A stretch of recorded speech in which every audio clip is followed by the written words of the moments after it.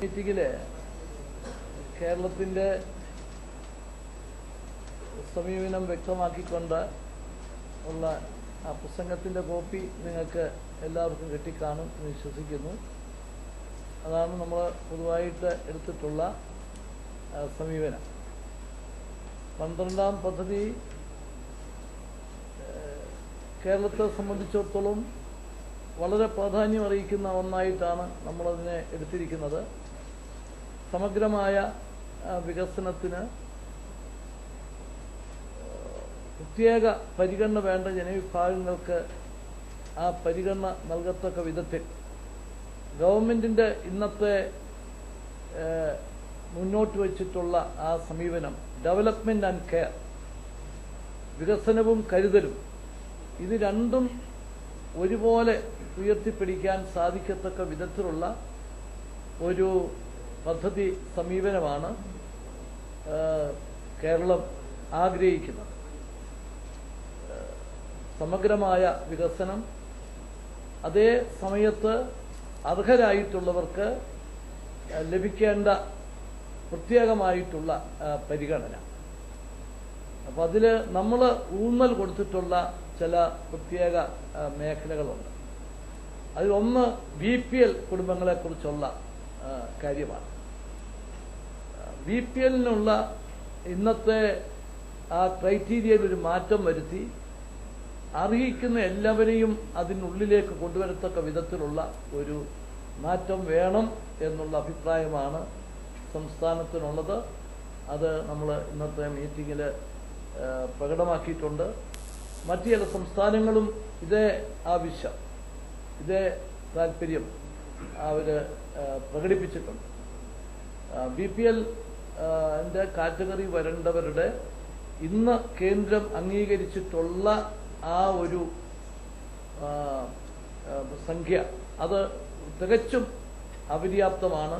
അത് ഇതായി വരണം എന്നുള്ളതാണ്. അതുപോലെ നമ്മൾ ആവശ്യപ്പെട്ട മറ്റൊരു സംഗതി, കേരളം നടപ്പിലാക്കിയിട്ടുള്ള ഒരു മോഡൽ പ്രോജക്റ്റാണ് ആശ്രയ പദ്ധതി. സമൂഹത്തിൽ ആരും നോക്കാനില്ലാത്തവരെ കണ്ടെത്തി അവരെ പഞ്ചായത്തുകൾ വഴി, മുനിസിപ്പാലിറ്റികൾ വഴി ദത്തെടുക്കുന്ന സമീപനം, കുടുംബശ്രീ വഴി ആ സ്കീം നടപ്പിലാക്കുന്നത്.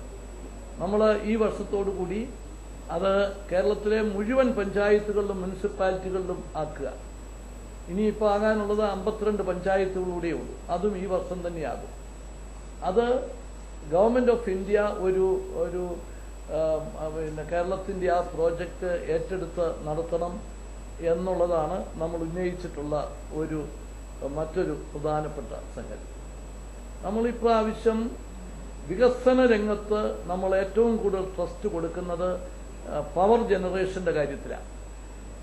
5 കൊല്ലം കൊണ്ട് 100% വളർച്ച ഉണ്ടാകത്തക്ക വിധത്തിലുള്ള ഒരു ഫോക്കസാണ് നമ്മൾ കൊടുക്കുന്നത്.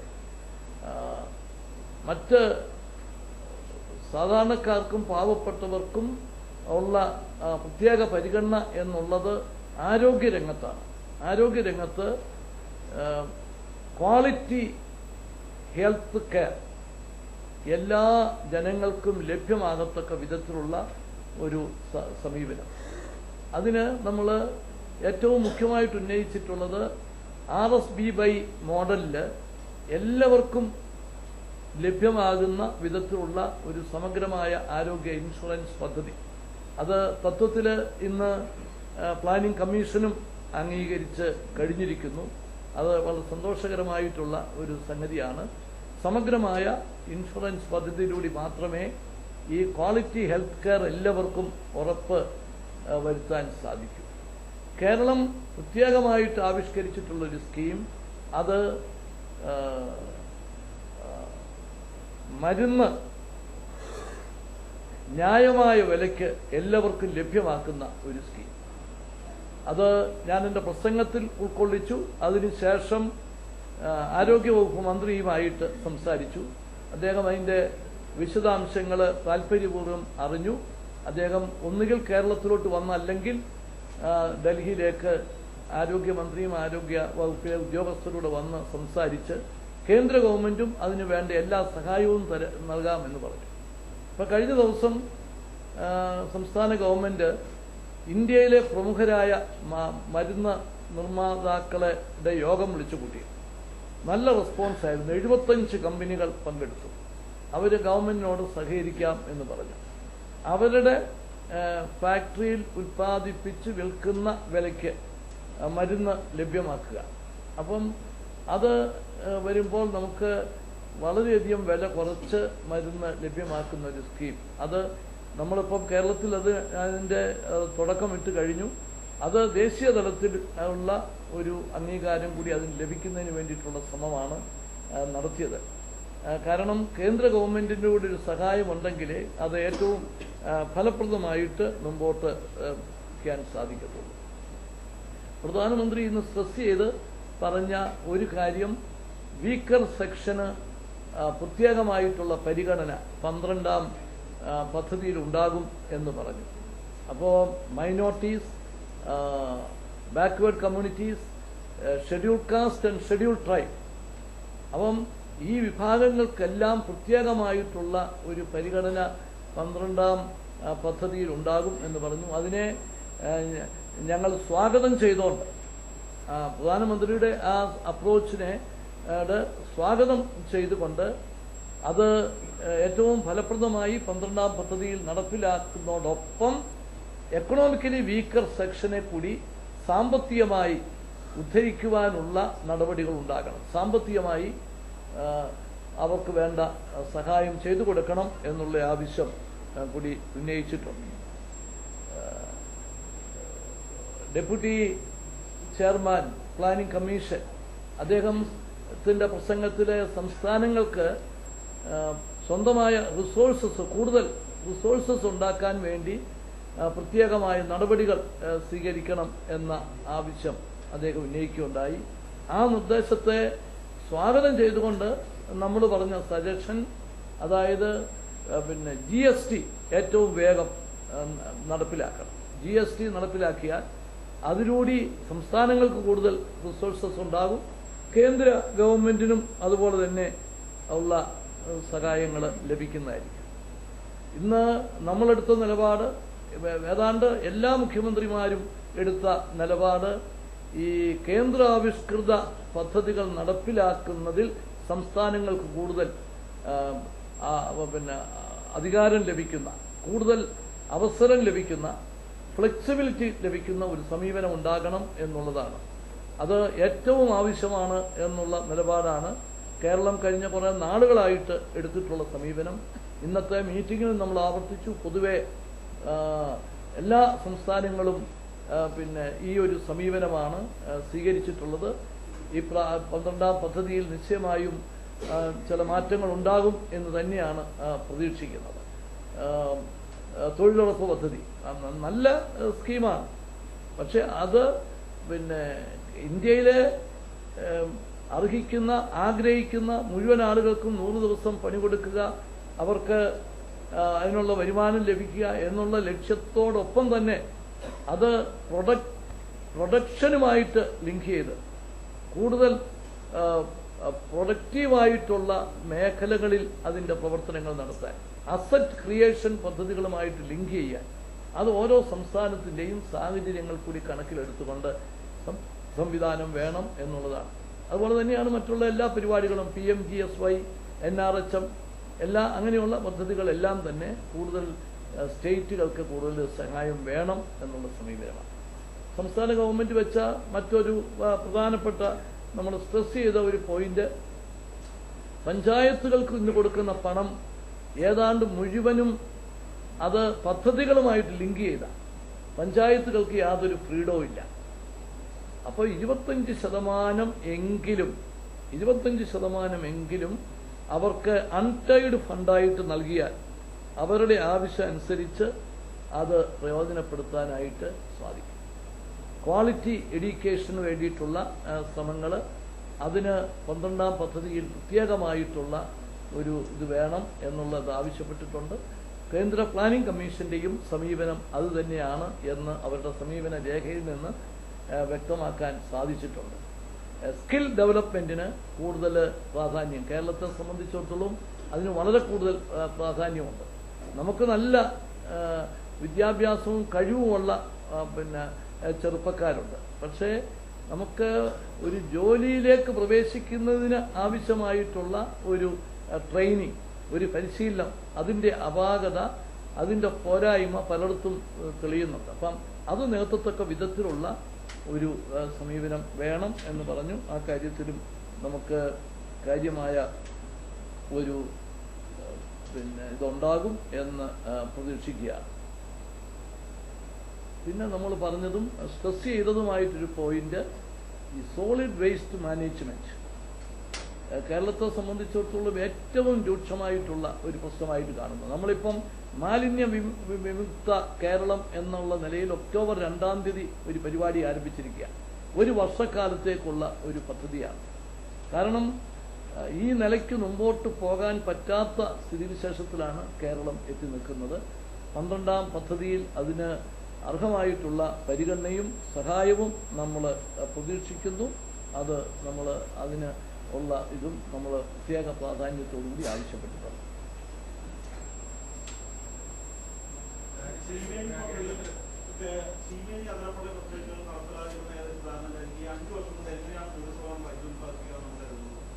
അതിന് നമുക്ക് പല വിധത്തിലുള്ള സ്കീമുകളുണ്ട്. അതിനെക്കുറിച്ചുള്ള ശ്രമങ്ങളാണ് നമ്മൾ നടത്തിക്കൊണ്ടിരിക്കുന്നത്. അതിരപ്പള്ളി നമുക്ക് പരിസ്ഥിതി ക്ലിയറൻസ് കിട്ടേണ്ടതാണ്. അത് കിട്ടുന്നതിനുള്ള ബുദ്ധിമുട്ട് നല്ലതുപോലെ മനസ്സിലാക്കുന്നുണ്ട്. ചീമേനിയെ സംബന്ധിച്ചിടത്തോളം ലോക്കലായിട്ടുള്ള ആളുകളുടെ ഇലക്ട്രിസിറ്റി ഉത്പാദിപ്പിക്കാനുള്ള കൽക്കരി നമുക്ക് അനുവദിച്ചു തന്നിട്ട് വർഷങ്ങളായി കിട്ടിയിരിക്കുകയാണ്. പക്ഷെ നമുക്കത് ഇതുവരെ പ്രായോഗിക തലത്തിൽ കൊണ്ടുവരാൻ സാധിച്ചില്ല. ഇന്നിപ്പം ഗവൺമെന്റ് അത് വളരെ ഗൗരവമായിട്ട് ആലോചിക്കുന്നു. അത് എങ്ങനെ, കാരണം കേരളത്തിൽ കൽക്കിസ്റ്റെപ്സ് അത് പൊല്യൂഷൻ പ്രോബ്ലമൊക്കെ ഉണ്ടാകും എന്നതിൻ്റെ പേരിൽ ജനങ്ങളുടെ ഭാഗത്തു നിന്നുള്ള എതിർപ്പ് മനസ്സിലാക്കും.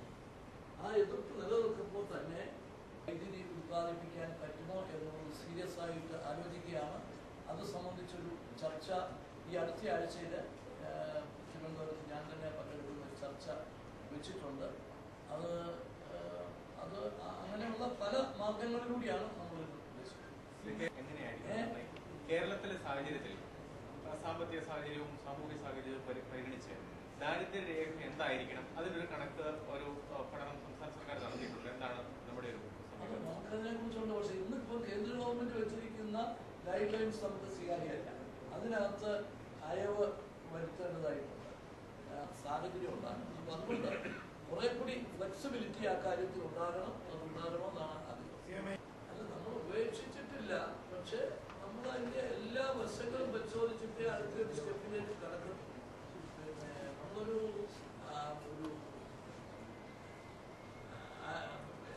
എല്ലാ വശങ്ങളും ആ കാര്യത്തിൽ പരിശോധിക്കും. അതിനുള്ള എതിർപ്പുകളും അതിനുള്ള തടസ്സങ്ങളും നല്ലതുപോലെ അറിയാം. അതുകൊണ്ട് നമ്മളിപ്പം ടാർഗറ്റ് ചെയ്യുന്നതിനകത്ത് അത് ഉൾപ്പെടുത്തിയിട്ടില്ല. കാരണം അതിനുള്ള പ്രായോഗിക ബുദ്ധിമുട്ടുകൾ അറിയാം. നമ്മൾ അതുകൊണ്ട് ഉപേക്ഷിച്ചു എന്ന് അർത്ഥമാക്കരുത്. ആ എതിർപ്പുകൾ അതിന്റെ ശക്തി കുറഞ്ഞു വന്നാൽ അത് എല്ലാവരെയും കൂടെ ബോധ്യപ്പെടുത്തി എടുക്കാൻ പറ്റിയാൽ നമ്മൾ എടുക്കും. പക്ഷെ ഇപ്പം അതിനുള്ള സാധ്യത കാണുന്നില്ല.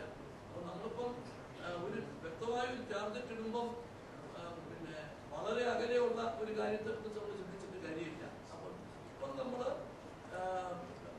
പവർ ജനറേഷൻ ഇരട്ടിയാക്കുമെന്ന് പറയുമ്പോൾ ആതിരപ്പള്ളി അതിൽ വന്നിട്ടില്ല, അത് ഉൾപ്പെടുത്തിയിട്ടില്ല. കാരണം നമ്മുടെ വികസനത്തിന്റെ എല്ലാം ഏറ്റവും പ്രധാനപ്പെട്ട ഘടകം പവർ ജനറേഷനാണ്. അതില്ലാതെ നമുക്ക് മുന്നോട്ട് പോകാൻ സാധിക്കും. കേരളത്തിലെ കത്തയച്ചിട്ടുണ്ടെന്നാണ് ഇന്ന് വനം പരിസ്ഥിതി മന്ത്രി ജയന്തി നടരാജൻ പറഞ്ഞത്. മുഖ്യമന്ത്രിയുടെ മറുപടി കിട്ടിയാൽ തുടർ നടപടി സ്വീകരിക്കുമെന്ന് അത്തരത്തിൽ എന്തെങ്കിലും കത്ത് കിട്ടിയിട്ടുണ്ടോ? എന്റെ കയ്യിൽ എത്തിയിട്ടില്ല. അവിടെ ഞാൻ തിരിച്ചതിന് ശേഷം നോക്കും. ശ്രീ ജയറാം രമേശ് വന്ന സമയത്ത് അദ്ദേഹം അതിന്റെ ബുദ്ധിമുട്ടുകൾ അദ്ദേഹം മന്ത്രിയായിരുന്ന സമയത്ത് തിരുവനന്തപുരത്ത് വന്ന ഈ കാര്യം ഡിസ്കസ് ചെയ്തിട്ടുണ്ട്. ഞങ്ങളെല്ലാ മിനിസ്റ്റേഴ്സും എല്ലാവരും കൂടി ഒന്നും ചർച്ചയിൽ അദ്ദേഹം ബുദ്ധിമുട്ട് പറഞ്ഞു കൂട്ടത്തിൽ അദ്ദേഹം പറഞ്ഞു, നിശ്ചയമായും നിങ്ങൾ ഒരു സാക്രിഫൈസ് ആണ്, രാജ്യത്തിന്റെ ഗ്രീനറി നിലനിർത്താൻ വേണ്ടി ഒരു സാക്രിഫൈസ് ആണ് നിങ്ങൾ സഹിക്കുന്നത്. അതുകൊണ്ട് വൈദ്യുതി കിട്ടാൻ അർഹതയുണ്ട്, അത് അദ്ദേഹം റെക്കമെൻഡ് ചെയ്യും, അതിനുവേണ്ടി ശ്രമിക്കുക എന്ന് പറഞ്ഞു. പറഞ്ഞത് വിദ്യാഭ്യാസം, ആരോഗ്യം തുടങ്ങിയ മേഖലകളിലേക്ക് പണം കണ്ടെത്തുന്നതിനായി സബ്സിഡി വെട്ടി കുറയ്ക്കണം, ഒപ്പം തന്നെ നികുതി പിരിവ് കർശനമാക്കണം. സംസ്ഥാനത്തിന്റെ നിലപാട് എന്താണ്? സബ്സിഡി വെട്ടി കുറയ്ക്കുന്നതോടെ സംസ്ഥാനത്തിന്റെ നിലപാട് സബ്സിഡി അത് ഏതൊക്കെ മേഖലകളെന്നുള്ള പ്രശ്നമാണ്. ഭക്ഷ്യരംഗത്തെ സബ്സിഡി കുറയ്ക്കുന്നതിന് ഞങ്ങളെതിരാണ്, കർഷകരുടെ സബ്സിഡി കുറയ്ക്കുന്നതിന് ഞങ്ങളെതിരാണ്. അതേ സമയത്ത് പിന്നെ പുതിയ സാഹചര്യങ്ങളിൽ സബ്സിഡി കുറച്ചാൽ കാര്യമായ എഫക്റ്റ് ഇല്ലാത്ത മേഖലകളുണ്ടെങ്കിൽ അത് അവർ പരിശോധിക്കട്ടെ. ഇപ്പം വളത്തിൻ്റെ വില വർദ്ധിച്ചപ്പോൾ കടുത്ത സാമ്പത്തിക ബുദ്ധിമുട്ടുണ്ടായിരുന്നെങ്കിൽ കഴിഞ്ഞ ക്യാബിനറ്റ് വളത്തിൻ്റെ ടാക്സ് 5% ടാക്സാണ് ആകെ ഉണ്ടായിരുന്നത്. 5% ടാക്സും വേണ്ടെന്ന് വെച്ചു. അത് അല്ലാതെ വർദ്ധിപ്പിച്ച വിലയുടെ മാത്രമല്ല, മൊത്തം വിലയുടെ തന്നെ ടാക്സ് മുഴുവനായിട്ട് വേണ്ടെന്ന് വെച്ചു. എന്തുകൊണ്ടാണ്? നമുക്ക് സംസ്ഥാന ഗവൺമെന്റിന് ചെയ്യാൻ സാധിക്കുന്ന കാര്യം അതാണ്. ഏതായിരുന്നാലും ഭക്ഷ്യ സബ്സിഡി കുറയ്ക്കുന്നതിലും കർഷകരുടെ സബ്സിഡി കുറയ്ക്കുന്നതിലും കേരള ഗവൺമെന്റ് അനുകൂലമാണ്.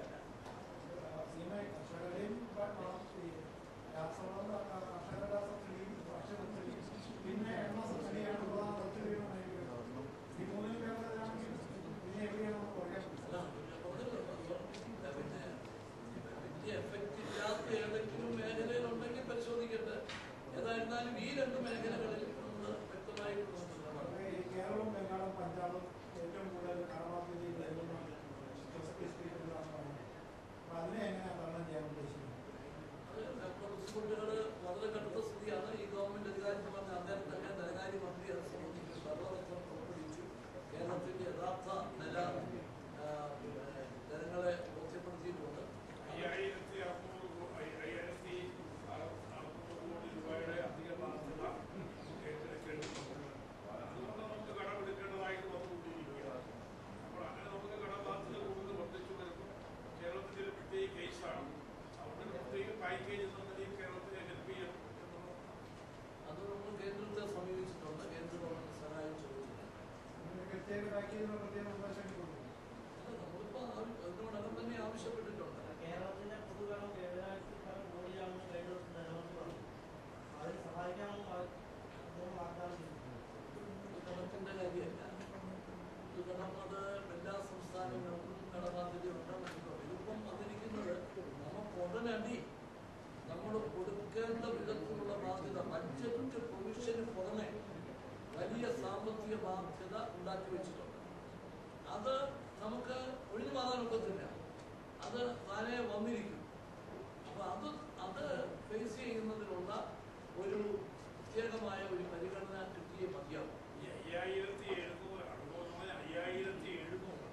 ആ കോടി രൂപ ബഡ്ജറ്റ് ഇല്ലാത്തതാണ്. ബഡ്ജറ്റിന്റെ പുറത്ത് ഉണ്ടാക്കിയിരിക്കുന്ന ബാധ്യതയാണ്, നമ്മുടെ മേലിൽ കൊണ്ടുവന്ന് വെച്ചിരിക്കുന്ന ബാധ്യതയാണ്. ബഡ്ജറ്റ് ഒരു പൈസ പോലും വെച്ചിട്ടില്ല. നമ്മൾ അത് കൊടുത്തു തീർക്കേണ്ട ബാധ്യത നമ്മളാണ്. അത് കമ്മിറ്റ്മെന്റ് ഉണ്ടാക്കി വെച്ചു. ബഡ്ജറ്റ് ഒരു പൈസയും ഇല്ലാതെ 5700 കോടി രൂപയുടെ കമ്മിറ്റ്മെന്റ് ഉണ്ടാക്കി വെച്ചു. അതിന്റെ പരിപാടികൾ തുടങ്ങി.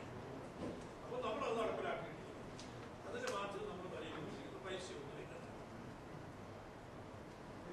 Delhi metro corporation chairman Sreedharan ഇദ്ദേഹത്തിന്റെ സേവനം കേരളത്തിന്റെ ഇൻഫ്രാസ്ട്രക്ചർ ഡെവലപ്മെന്റ് അദ്ദേഹം തയ്യാറാണെങ്കിൽ നിശ്ചയമായിട്ടും ഇപ്പോൾ തന്നെ അദ്ദേഹം നമ്മുടെ സംസ്ഥാന പ്ലാനിംഗ് ബോർഡിലെ മെമ്പറാണ്. അപ്പോൾ എറണാകുളം മെട്രോ റെയിലിന്റെ എല്ലാ കാര്യങ്ങളും അദ്ദേഹം പൂർണ്ണമായിട്ട് സഹകരിക്കുകയും പങ്കാളിയാകുകയും ചെയ്തിട്ടുണ്ട്. ഇന്ന് പ്രധാനമന്ത്രിയെ കണ്ട് കൊച്ചി മെട്രോയുടെ കാര്യം ഞങ്ങൾ ഉന്നയിച്ചു. പ്രധാനമന്ത്രി ആ കാര്യത്തിൽ പൂർണ്ണമായും അനുകൂലമായിട്ടുള്ള ഒരു നിലപാടാണ് വ്യക്തമാക്കിയിട്ടുള്ളത്. അതിനു മുമ്പ് ബന്ധപ്പെട്ട മന്ത്രിയായ ശ്രീ കമൽനാഥിനെ കണ്ട് സംസാരിച്ചിട്ടുണ്ട്. അപ്പോൾ ഉടനെ തന്നെ ഇത് സംബന്ധിച്ചിട്ടുള്ള ഒരു തീരുമാനം ഉണ്ടാകും എന്ന് അദ്ദേഹം പറഞ്ഞു. സാഹചര്യത്തിലാണ് പ്രധാനമന്ത്രിയെ കണ്ട് സംസ്ഥാനത്തിന്റെ ഭാഗത്ത് നിന്ന് വെച്ചിട്ടുള്ള നിർദ്ദേശം അനുസരിച്ച് ഉള്ള സഹായം വേണം എന്ന് ആവശ്യപ്പെട്ടു. ഈ മെട്രോ ഓടിച്ചത് കൊണ്ടുള്ള വരുമാനമല്ലാതെ മെട്രോയിൽ നിന്ന് ഈ വായ്പ നമുക്ക് അതിന് മെത്തേഡുണ്ട്. നമ്മളത് അതിന് ചിന്തിക്കാതെ പോകത്തില്ലല്ലോ. അതിനെക്കുറിച്ചും വ്യക്തമായ ഒരു കാഴ്ചപ്പാട് നമുക്കുണ്ട്. അതിനുള്ള സംവിധാനമുണ്ട്.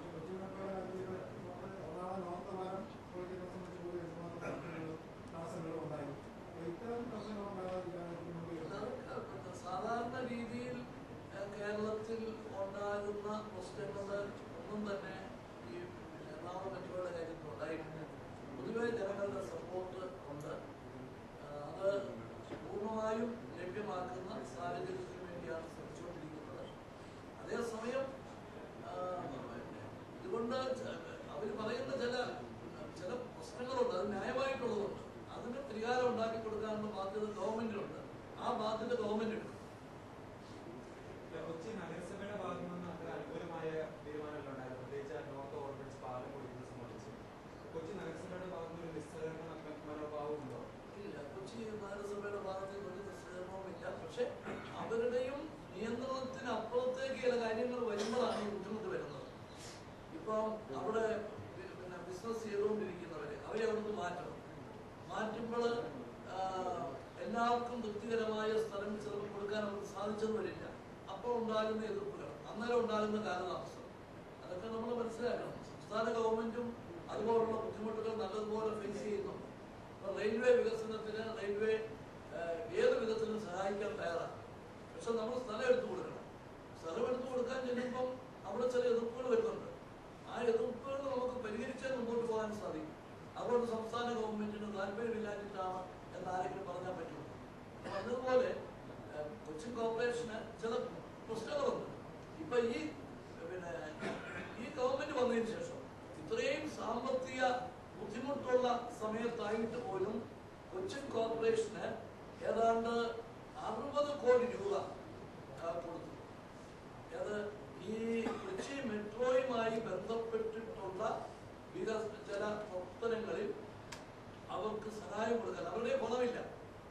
അപ്പൊ ആ ബുദ്ധിമുട്ട് മനസ്സിലായിക്കൊണ്ട് ധനകാര്യമന്ത്രി ഉദാരമായ സമീപനം സ്വീകരിച്ചു.